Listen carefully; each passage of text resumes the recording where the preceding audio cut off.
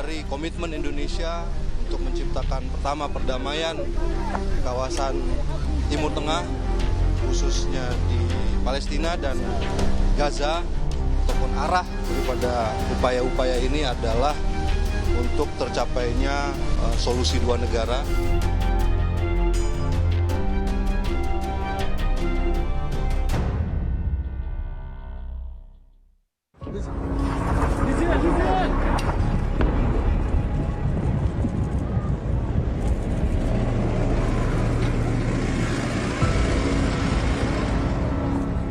Serangan Israel ke Gaza masih terus berlanjut, meskipun gencatan senjata masih berlaku.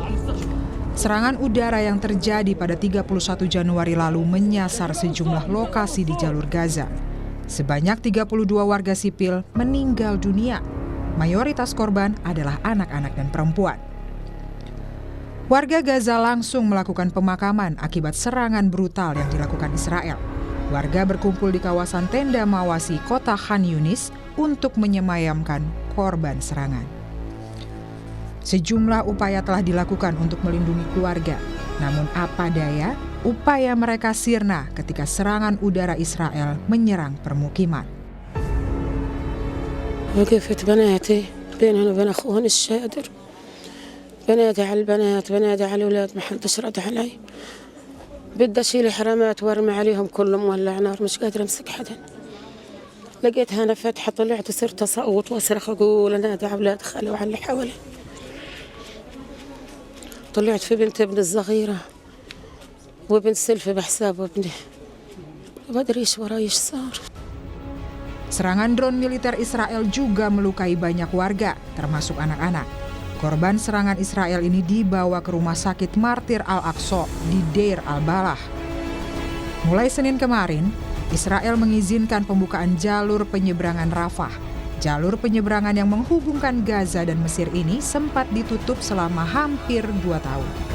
Namun begitu, Israel masih melakukan pembatasan yang ketat. Di hari pertama pembukaan, Israel hanya mengizinkan 5 dari sekian banyak pasien Palestina yang menunggu untuk keluar dari Gaza demi mendapatkan perawatan medis.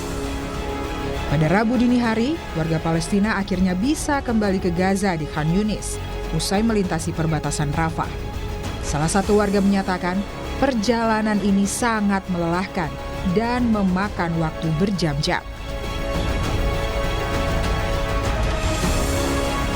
كلها تعب طريق تعب كلها من حد ما طلعنا من الساعة 2 امبارح واحنا واقفين حيلنا تعبنا على الاخر انا مش فاهم انا عمي اللي سبتها ورايا عمي اللي كانت معايا انا اجي وهي تموت انا اجي وهي تضل وراي.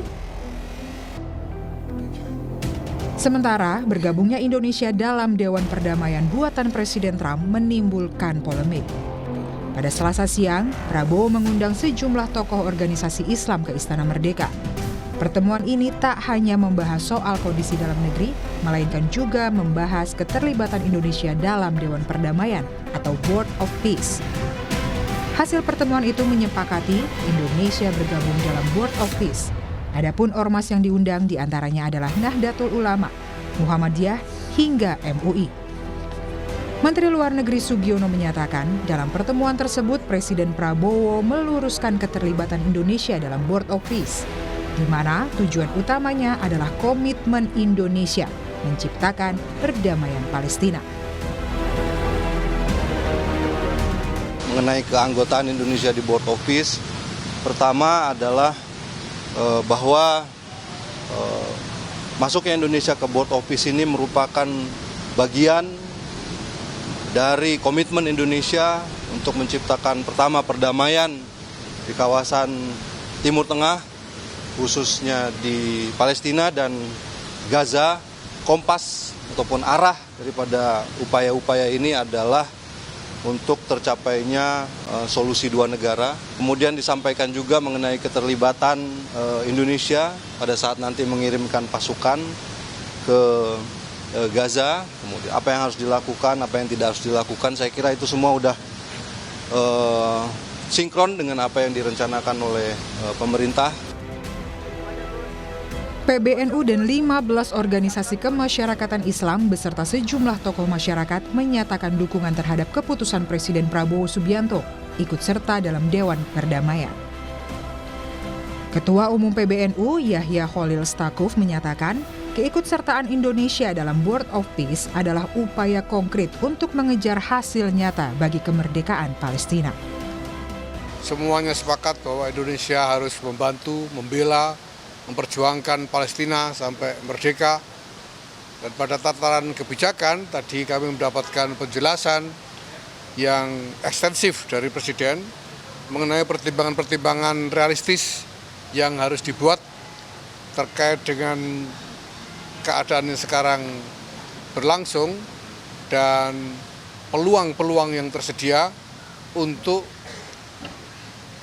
agar Indonesia ini bisa secara lebih konkret, lebih progresif dan mengejar hasil yang lebih nyata berdampak untuk menolong Palestina, termasuk dengan mengikuti atau berpartisipasi di dalam inisiatif yang dibuat oleh Amerika, yaitu Board of Peace ini. Tujuan utama Dewan Perdamaian untuk menciptakan damai di Tanah Gaza nyatanya langsung mendapat ujian dengan serangan terbaru dari Israel. Kini, semua pihak menunggu langkah konkret dari Board of Peace dalam menghentikan tindakan kekerasan Israel dan mewujudkan perdamaian di Palestina. Israel telah berkali-kali melakukan penyerangan kepada Palestina di tengah gencatan senjata. Yang terbaru, pada 19 Januari lalu, Amerika Serikat meresmikan gencatan senjata fase kedua. Israel menyebut fokus gencatan senjata fase kedua ini adalah pelucutan senjata Hamas dan demilitarisasi jalur Gaza. Meskipun gencatan senjata masih berlaku, Israel berulang kali melanggar dengan terus melancarkan serangan. Kementerian Kesehatan Gaza melaporkan setidaknya 488 warga Palestina tewas sejak 10 Oktober 2025. Tim Liputan, Kompas TV.